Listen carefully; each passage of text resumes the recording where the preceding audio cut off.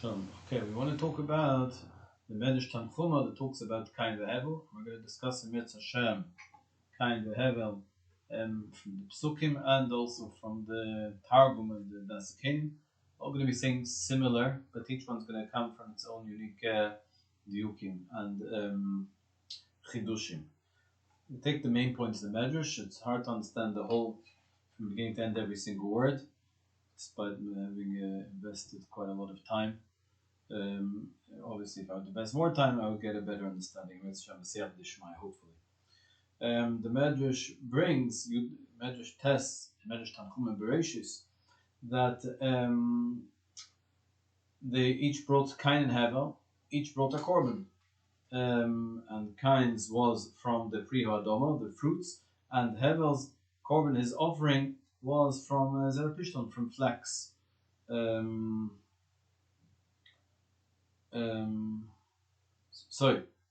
Kain brought from flax, and Hevel brought from the firstborns of his sheep. And we know Hashem accepted the offering of Hevel and not that of Kain. Hevel was upset, Kain was upset, etc. Eventually he murdered his brother. We're going to speak about that here. So it says they had an argument. Medrash brings the other one. What was the argument? Kain said, let's split the world, and I will take a double portion. Hevel said, okay, that's okay.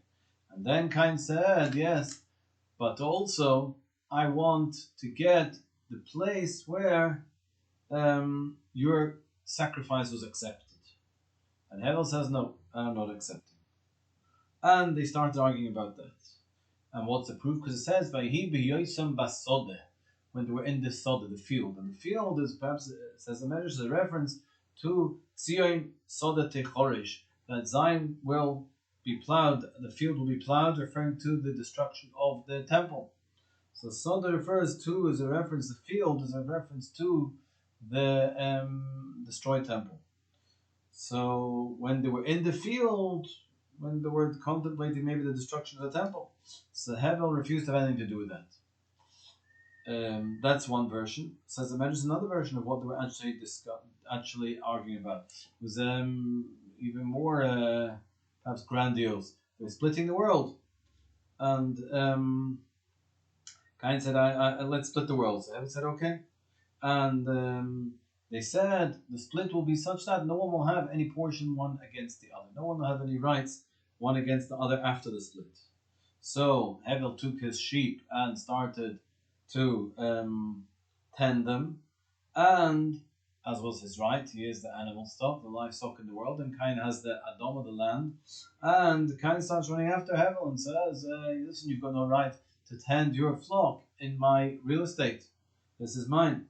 And he chased them to the mountains, to the valleys, up and down, and not allowing him any quarter whatsoever. So one might ask, if one makes a split, generally, in two partners, and they, let's say, one owns in a piece of land, one owns the land, one's entitled to the land, and one is entitled to the livestock, and say we're going to split. That each one will have their own rights, which will not compromise the other one's rights. But if the one who's tending the animals has to have the basics, part of his rights to the animals is to be able to actually tend them, for them to be able to walk freely on the land, that one would assume should be part of the agreement. It's obvious, even if it's not written into the contract, even if Hevel did not have the best lawyer, it goes without saying that when Hevel agreed that, yes, I'm going to not have any claim against your land, it doesn't mean, except my only right is to my sheep, it doesn't mean that they're going to float in the air, because that's not a viable possibility. So why was it that Cain was, it seems, bringing an interpretation of this agreement that Hevel had zero entitlement whatsoever after the split to any part in the land whatsoever? Would not seem to be a coherent legal agreement.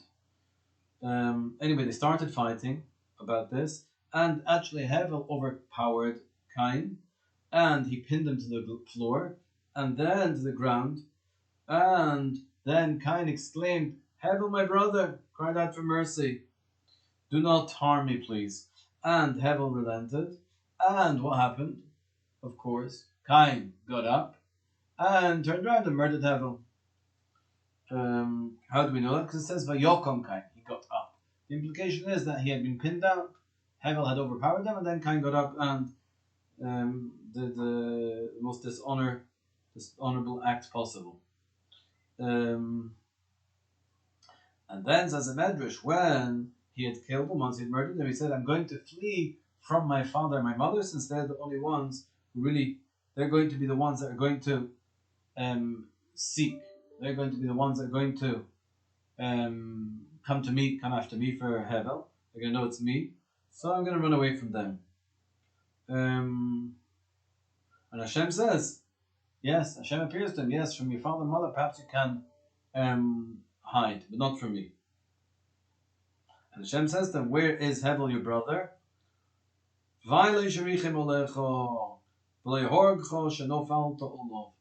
Woe to Hevel. It's unfortunate Hevel himself had pity upon you when he had pinned you to the floor, and you used that against him. Hevel should have finished you off at that time. That's what Hashem says. The question is, why is Hashem sort of interfering here, or voicing this opinion that Hevel should not have had mercy on Kain? He was being, he was being extra altruistic, extra caring. He shouldn't have done it. Hashem says that was inappropriate. That was tactically or even morally wrong for him to have done it. The question is why. And then these 3 points are going to be coming together. The first one is Hashem says, Kain, you think I can't find you? I know exactly where you are. I will find you wherever you are. So what's this? This implies it was discussion. Kain thought in some ways perhaps Hashem will not be able to find him. And Hashem says, secondly, he expresses dismay. Woe, unfortunate that Hevel let you off when he had pinned you down. And then the Medrash asks, third point, how did Kain actually kill Hevel? It says he repeatedly stabbed him because he did not actually know at what point in his body actually he would be the fatal blow. So he tried blows everywhere until he found in his neck he was able to kill him. And then Hashem says to him, where's Hevel, your brother? He says, I don't know. I'm not my brother's keeper, the famous retort of Kain. And here we have an interesting, the Medrash amplifies on this discussion between Hashem and Kain, that he says, I'm my brother's keeper. And Kain actually meant this seriously according to the Medrash. He was saying as following, you Hashem, you are the one who is guardian of all of creation. And the Medrash says a similar parable. A thief appears at night, breaks into some warehouse, steals from it, the guard does not catch him, and then the next day the guard sees him and sees him that he's stolen, and he says, why did you steal this? That's what the guard says to him. Why did you steal this? So he says, the thief says, listen, I'm a thief, that's what I do, thief steal. You are the guard, you should have stopped me. That, says the Medrash, was this outrageous, petulant or completely inappropriate chutzpah, is the only word really, of Kain's retort. This was what he was saying to Hashem. He said, it's your fault, Hashem, that I killed him. You should have looked after, you're the guardian. I'm natural for me, this is what is expected of me. You should have ensured that no harm would befall Hevel. You created a Yetzer Hara for me. You're the one that should have taken care here. You should have accepted my sacrifice. So Hashem says to him again, what have you done? The voice of the blood of your brother is crying out to me. And says the Medrash again, from here we learn again that he stabbed him repeatedly. Rashi learns, we might as well bring it in here, Rashi on the Chumash says, it's referring to the progeny that would have emanated from Hevel, his future generations. They're the ones that are crying out to me. They're saying to me, what have you done, Hashem? And the Medrash explains what is what is Hashem saying? What is Hashem rebuking here, Kain? Saying thing like this. Again, a similar motion. But he turns it around. He says it's like two people fighting, and there's a third person between them, and one kills the other. And when people hear about the story, they actually, who did they upset with? They're upset with the intermediator, the person who was in the middle, who had perhaps the ability to stop this, and he didn't. Hashem says, because of you, everyone's coming to me with a complaint. Now we have to understand this Medrash. The Medrash just said 2 minutes ago that this was actually the complaint of Kain. Kain's complaint was, Hashem, you should stop this. You're the guard. You're meant to be on the watch for what happens. And then Hashem turns around and says the same to Kain. He actually uses this as a complaint against Kain. Kain, because of you, people are coming to me with a complaint. People are saying, why didn't I stop it? That was exactly what Kain said. Why didn't you stop it, Hashem? So how's Hashem now turning this on its head and saying, no, this complaint against you, Kain? Kain says again, I didn't realize he would ever die. So Hashem says, you're cursed. And Kain expresses incredulity. How, Hashem, did you ever know about this again? Hashem says, I'm everywhere. I know everything that's going on. We'll talk later on about the tshuva. But we're going to see here the basics, and it's going to come back a number of times, that there's a few ways to try and understand what the argument between Kain and Hevel is, and we're going to see it more perhaps even from the Targum Yonison, Hashem, and from the Das Kain. But it seems to be that fundamentally Kain believed that he was fundamentally entitled to the world. And let's start with Ashomer Ochi Onrichi. Kain felt that he owed no duty of care towards even Hevel, his brother. And why is that? So it seems to be that Kain said, after he had been born, and it seems to be he had achieved a very high level of perfection, Konis Is Hashem. His mother said, I have formed man like with together almost with Hashem. This first child that was ever born to mankind was at such a high level, he was on, so to speak, or he was in the image of Hashem. And I think Kain was saying like this, that first of all, since he is on such a high level, he is not subject, as Rashi points out, to the curse the man was cursed with. And the curse essentially represents, we're going to see, that the level of man is not on such a high level. If man is on a high, very high level, enjoys a very elevated status, then, so to speak, that is the bracha. He is entitled that the world should be subservient to his wishes and his needs. And after the curse of Adam, so that had to a certain extent been taken away, that status, you're no longer entitled that the world should work on your behalf. But Kain, it seems, according to the Targum Yonison, that had been restored to a certain extent. It was only Adam who had been cursed. But Kain was somehow able to, once again, assume an elevated status, be above the curse. And we'll see perhaps like this, that a person, when parents, when they give birth to a child, why do they give birth to another child? Fundamentally give birth to another child because a person, it's in a simple level, views the child as a continuation of the parents, realization of the dreams or whatever, and continuing this lineage. Why more than one child? Because they seem to have, they think they'll have a greater continuation. Greater if their progeny is more, they'll enhance their continuation. But what happens if you have a child who is, let's say, is perfect, and not just perfect? A person perhaps wants to have more than one child because there's always it's a verse in Koheles, Baboiker Zari Zerechel Erval Tanachas Yudecho. More in Yevomis, Talmud Yevomis says a person who has children initially at one stage, he should have children later on as well, because he doesn't know which one is going to be successful. There can mean spiritually or physically. If a person is 100% sure of the success of this child, that he will live for sure and he will for sure be successful, essentially he has assured himself.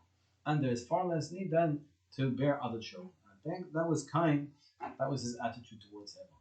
He was saying once Kain has been born, there was no need essentially for another child, for a brother to be born.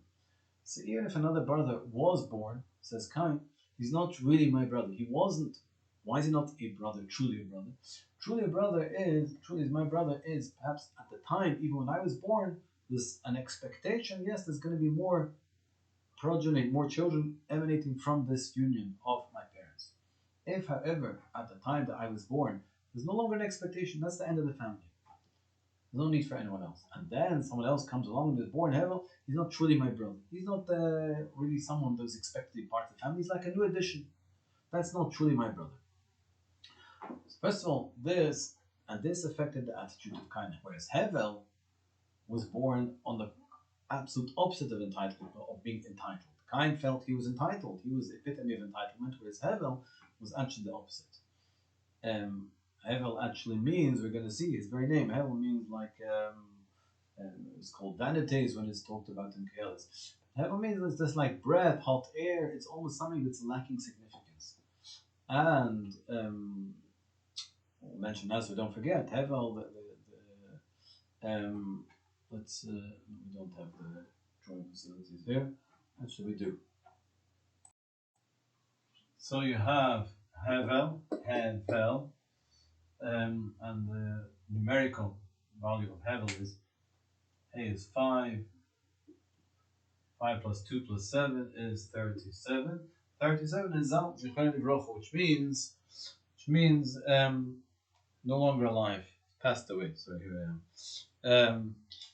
Hevel was the first person to die, and the whole meaning of his name is sort of insignificant, not meriting life.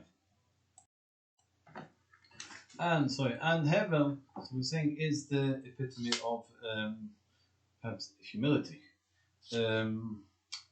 So based on that, what happened?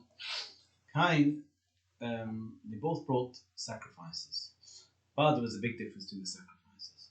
The sacrifice of Kain was a very insignificant one, and as explained, he brought only from the remainder after he had himself taken and eaten and satisfied himself of his produce. He brought from the remnants a sacrifice. Whereas Hevel ensured mibuchayros from the firstborns. He ensured that he did not derive any satisfaction till he brought a sacrifice, and he was far more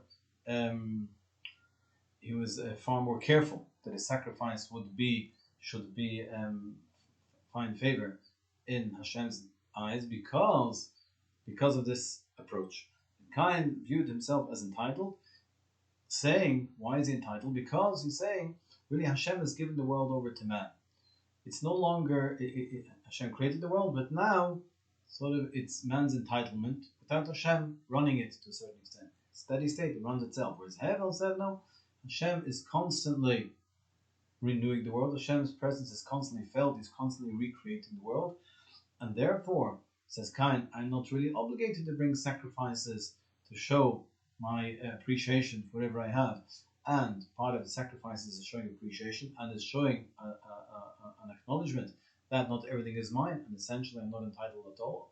Kain said, I'm not obligated in that approach. Whereas Hevel said, I'm very much obligated in that approach. So that, first of all, was the argument.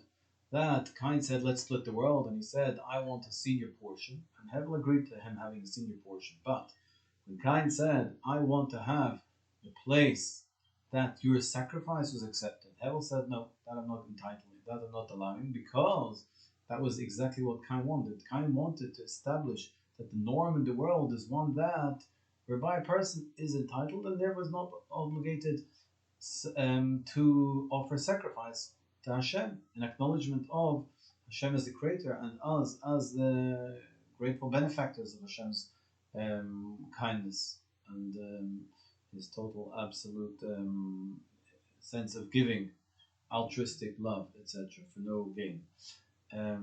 Whereas and Hevel said that is something that's so fundamental to the world. I'm not allowing you to take that from me. Kain insisted that should be the way the norm of the world is one. There's no need for sacrifice. There's no need to involve Hashem over involve Hashem in our workings. And that's what it says, Basode. This was they're arguing about the Soda in the field, and it's a reference to the destruction of the temple when it becomes a plowed field. Because this is what Hevel felt that Kain is actually moving towards. He wants to destroy the notion of a temple, a place which is very central to offering sacrifice to Hashem.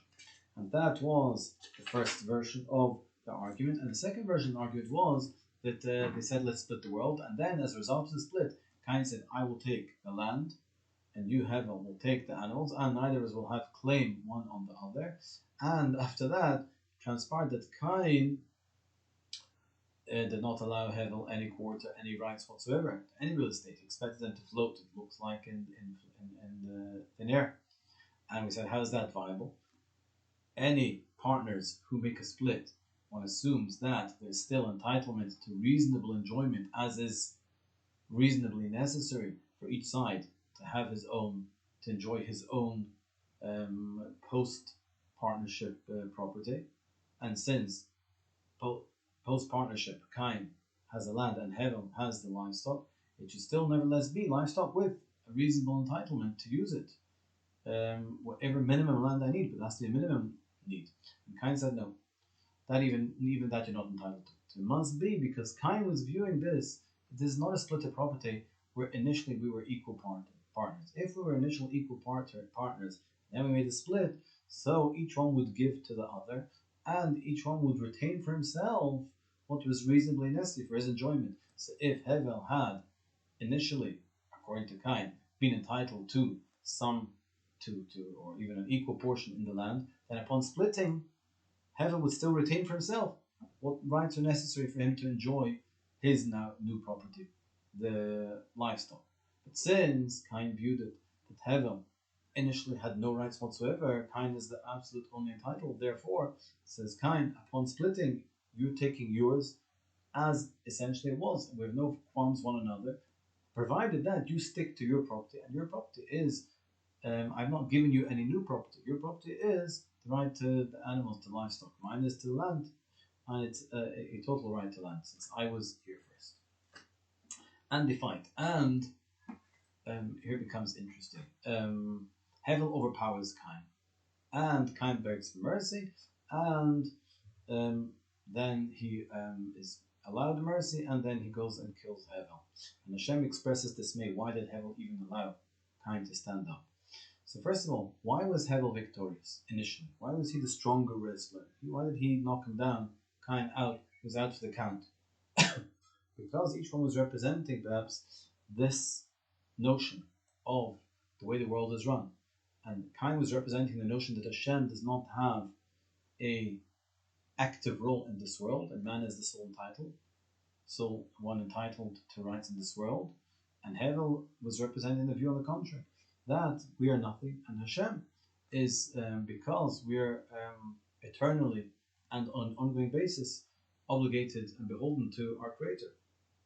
And Hevel was victorious because that's the Torah is telling us. That is an actual fact. According to the Torah perspective, that's what we believe. That's the way it is. That Hashem is constantly a presence in the world, influencing, inspiring, creating, giving. Therefore, Hevel, riding on that inspirational dynamic, was able to overpower Kain. And then, however, Kain said, Hevel ochi, have mercy upon me.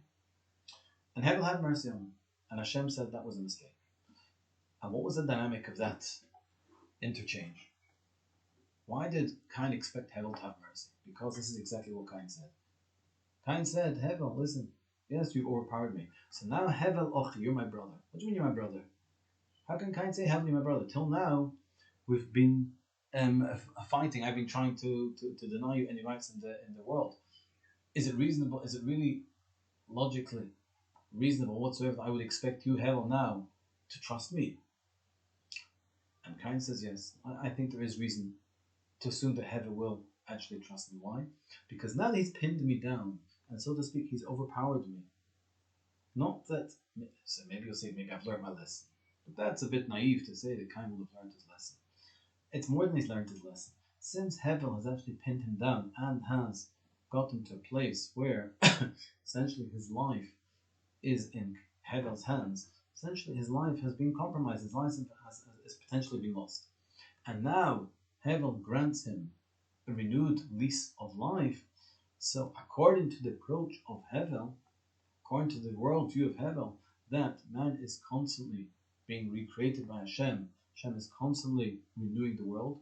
And essentially, if you have come now, Kain, have been in this situation where your whole life was on the table, was essentially deprived, and now I've given it back to you. So now I'm giving it back to you, says Hevel. Says Kain, this is the way it should be, this is how you should interpret it. I'm giving back to you upon the new terms. Is a new paradigm in life now. That Kain says, from now on, yes, you are my brother. You've earned the right to that I should be faithful to the notion that we are now brothers. Because it's a renewed Kain, it's a new Kain, it's not the old Kain. According to this model of the world that you have Hevel represent. And Hevel believed that. And Hashem said, that was your mistake, Hevel. Because Kain is never changing Kain. And he believes that, there's no, Hashem is not, things are constant. Man is here without the interference of Hashem. He's got a basic right. And therefore, the way he was before and the way he was afterwards. But, why is that true? Because Hashem should be saying, perhaps, listen, Hevel, listen, Hevel is correct. He overpowered Kain. The true paradigm in the world is one of constant renewal and creation. So maybe, yes, there would be reasonable grounds to expect Kain to have turned over a new leaf as a result of this existential humiliation that he suffered at the hands of Hevel. So why not? Because that's the answer to the second question, the second point the Medrash makes. Kain expressed incredulity. How, Hashem, did you know? How did you know where I am at all? Hashem says, listen, I'm running the world, I'm everywhere. Obviously I'm going to know where you are, I'm going to know what's happened. And, first of all, saying like this. Since, says Hashem, for 2 reasons. Since, first of all, Kain is saying for his own, according to his own worldview, since Hashem is not, so to speak, not involved in the world, how can he know what's happening? What does that mean, Hashem does not know what's happening? So, it's saying perhaps it's not just about Hashem's knowledge, so to speak, of what's going on, but is the action that Kain is taking, is that something that is likely, says Kain, Hashem, you're in heaven, is that likely to be the tremors of these actions to be felt in heaven? So Hashem says, it depends. Hashem views it like this. Hashem says, I am constantly recreating, and not just constantly recreating, this constant act of recreation and renewal and giving and selflessness is not just something academic. It's something that's actually having an effect. It's a constant input into the creation. It's constantly renewing the DNA of the world, creating it as an altruistic DNA. The inspirational forces that are constantly on an ongoing basis informing the world of its new self are those of giving altruistic selflessness. And therefore, that is the most potent force in the world. That's why the world generally is good. We've discussed this many times. Says Hashem, therefore, when somebody comes along and performs a heinous act, that is something that makes a huge impression. That's felt, because that is such a black mark, that's such a dent on what we would be expecting, that's going to make a huge noise. So that's what Kain is saying. Kain is saying, Hashem, I wouldn't expect you to hear about this in heaven. What I did, that's the way I do. That's the way the world works. And Hashem says, no, you got it wrong. That's not the way the world works. The world fundamentally works on the basis of giving and kindness and brotherhood. And therefore, when somebody acts like in contravention to that, obviously I'm going to hear about it. It's going to make a huge impression. And that's the way the world constantly is. And therefore, says Hashem, that was Hevel's mistake. Why? Because Hevel thought, hey, Kain is suddenly showing remorse, and I've got him down, therefore I can expect that when he gets up, it's going to be a new Kain. And Hashem says, no, you're wrong. You've misunderstood one point. Why? Because Hashem says, I'm always here. This is the way the world works. And therefore what? And therefore, since Kain till now has also been acting inappropriately. Cain has also been recipient of the divine inspiration of not pursuing your brother, of not being jealous, of not seeking everything for yourself. And yet, Cain rebelled against that. In other words, Cain has already had the opportunity. He's already been subjected to the potential to improve himself. His whole life, says Hashem, I've been there influencing, inspiring Cain to be better, and he's rejected that.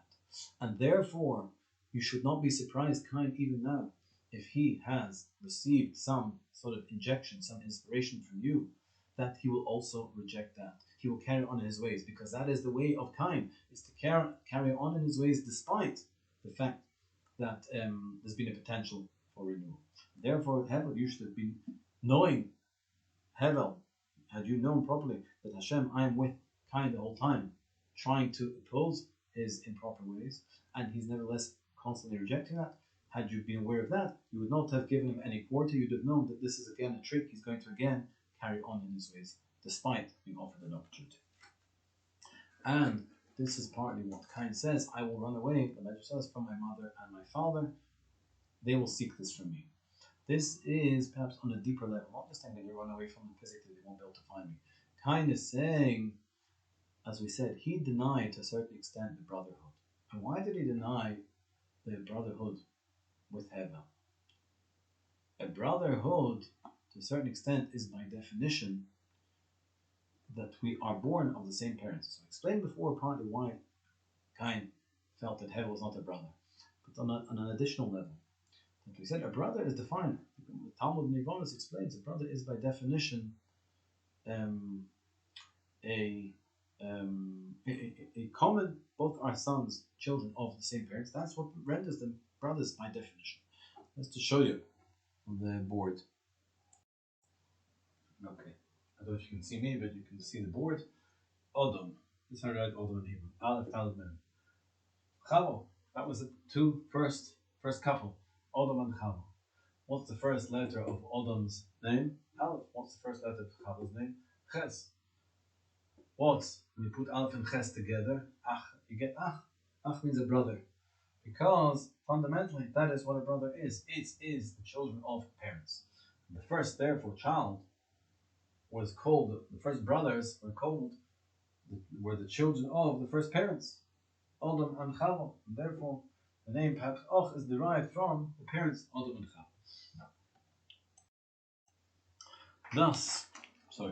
Thus, this is perhaps what Cain means. I'll run away from my parents.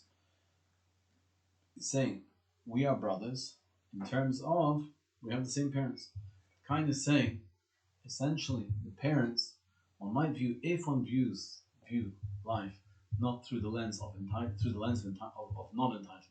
not through the lens of entitlement. One did not have a right to life until it was granted by Hashem. God gave you life. And not just that, it had to come also through your parents. That is your fundamental right to life, comes through your parents. If we have to honor your parents, we have to honor Hashem. Both are equal part, our partners equal. But both are full partners in a person. And therefore one owes a full duty of respect and honor to them. Cain says no. Cain says, fundamentally, I have an entitlement to life. And that goes beyond, that says to a certain extent, I was meant to come into this world. My parents were essentially just the vehicle for enabling me to come into this world.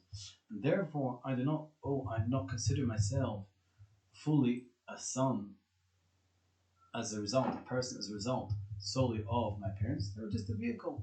And therefore, that will impact on the brotherhood. I'm not fundamentally viewing myself as a brother of Hevel. I'm an independent entity with its own inherent right.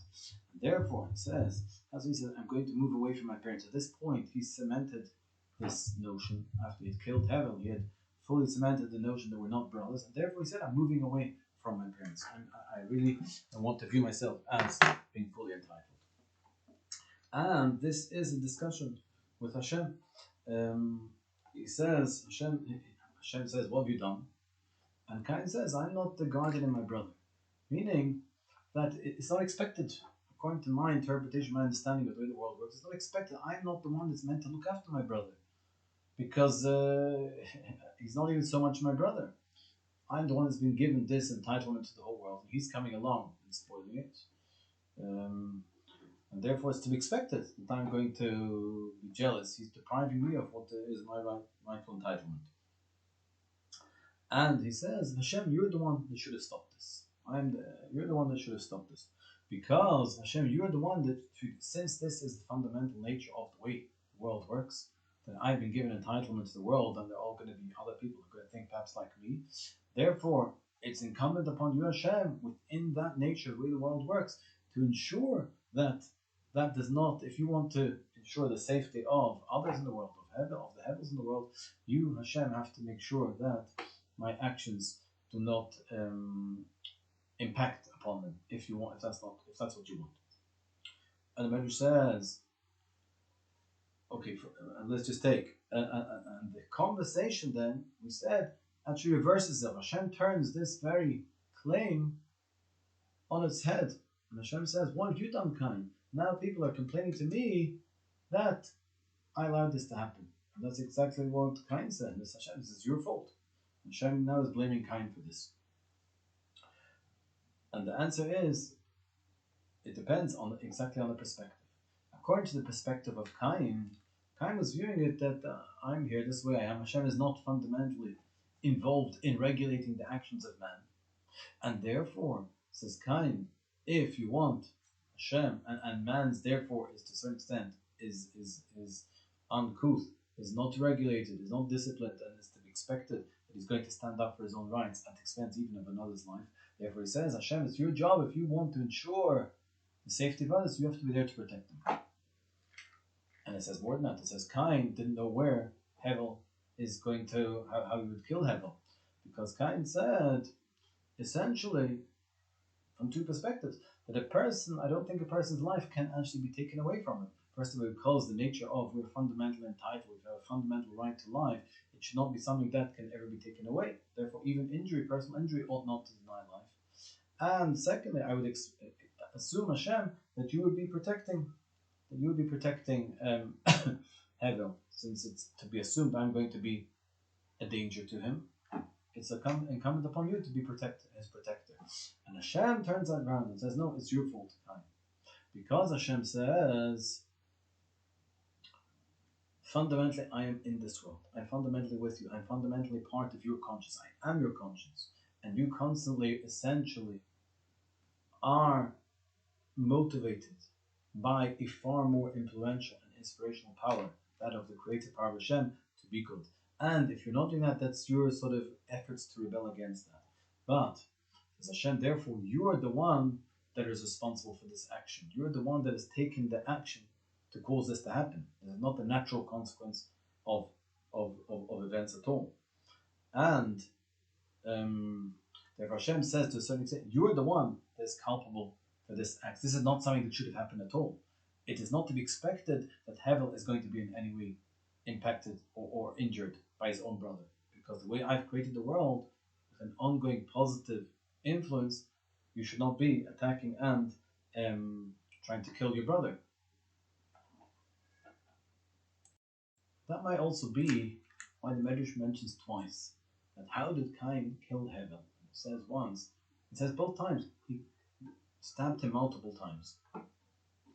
Why does it say twice? So it could be it's coming from the point of view of there are two issues as to how did he kill him. The first issue is, according to Kain's interpretation, how would it be that a person could die? A person essentially has a right to life. How can it be that he would die? But secondly, it's saying, how could Kain actually kill him? Since there is this inspirational force in the world motivating against murder, how could Kain overcome this? So the Medrash perhaps says, yes, he didn't directly overcome it. He could not really.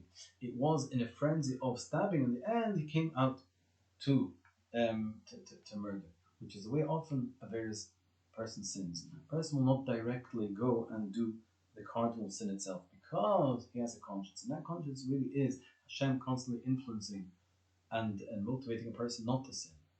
And a person cannot really rebel against that directly. The only way a person can do it is if he will sort of play around. He's going to try this. I'm not murdering. doing this, I'm doing something that's approaching, I'm just hurting him, I'm just doing this. And he will, but every act, even of injury, is an act of rebellion, and he creates a new dynamic with himself of a rebellious person, and ultimately that is the way he will enable himself to come to the, the, the, the ultimate crime. Let's just explain the pasuk. Well, we'll see maybe in the psukim, but let's explain it here. It becomes it's worth explaining it at this point. The way Rashi explained it. Vayomer me osisa. If you understand the verse now, Hashem says to Cain, "What have you done?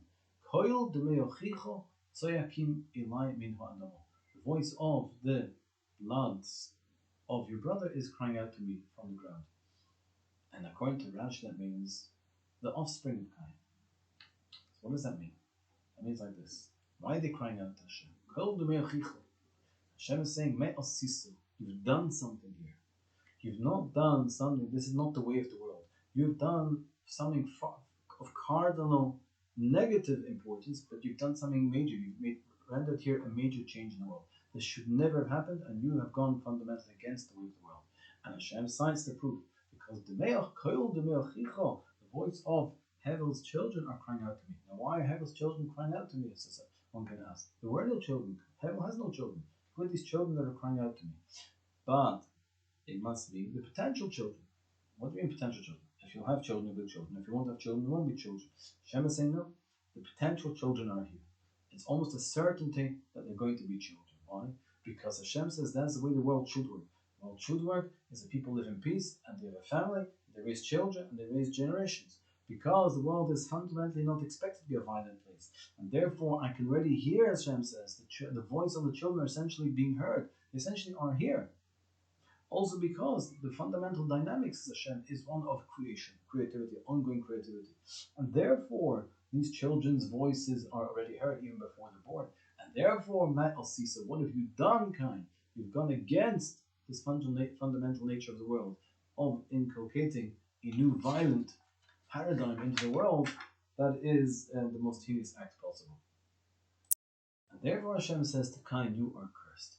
Because this is part of the same dynamic. Hashem says, since you have gone against the fundamental dynamic, the inspirational, creative, giving, altruistic, selfless nature that Hashem is inculcating the world with, and you, Cain, have sought to rebel against that, you're cursed. This is not the way the world expects people to act. And somebody who does act against that, they're going against the norm, they're totally in defiance of the world, they have no place in the world, essentially. They cannot create. You're trying to create this is the world. No, this is not the world. Therefore, you are the outsider. You're the true outsider. You're the cursed one. You have no significance, no place in this world. And therefore, you have to wonder. We'll talk about Shuv soon. But the Medrash brings one more interesting point, which is according to this theme.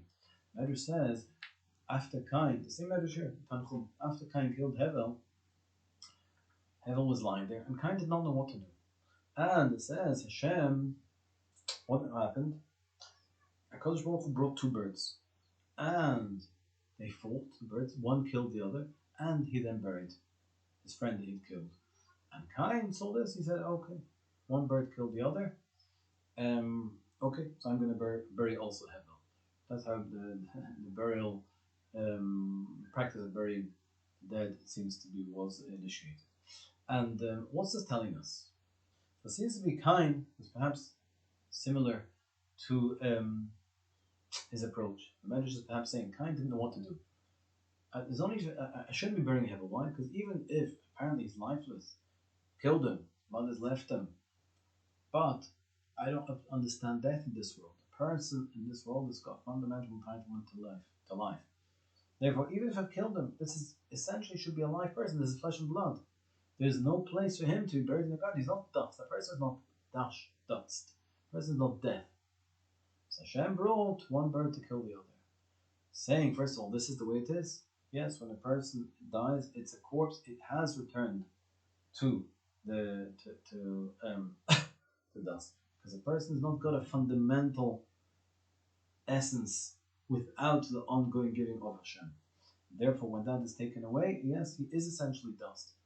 A person essentially is dust that Hashem constantly recreates. But when that's taken away, when that's denied, perhaps a violent act of a person itself, so to speak, can have the effect on the immediate surrounding of there's no longer a creative force that will impact on the victim. He's lost through the act perpetrated. That's the point. Through the act perpetrated by the violent perpetrator, he, so to speak, has created a vacuum of goodness and allowed the other person to die. And therefore, since therefore this person is fundamentally, but is also fundamentally lost his life, because there is no longer this creative force in him, and therefore he's nothing. He's died.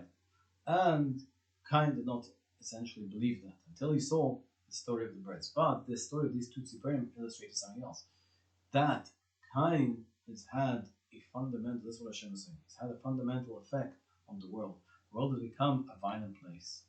The world has become a world where death is part of the world, it is the norm to a certain extent. And therefore, since death is the norm, violence is the norm, so from now on, and Hashem does not stop it. Hashem allows the free will in this. Therefore, when a person dies, fundamentally has died. Fundamentally is left this world. Therefore, his place is under the ground, in as dust. That was the lesson that Hashem was showing.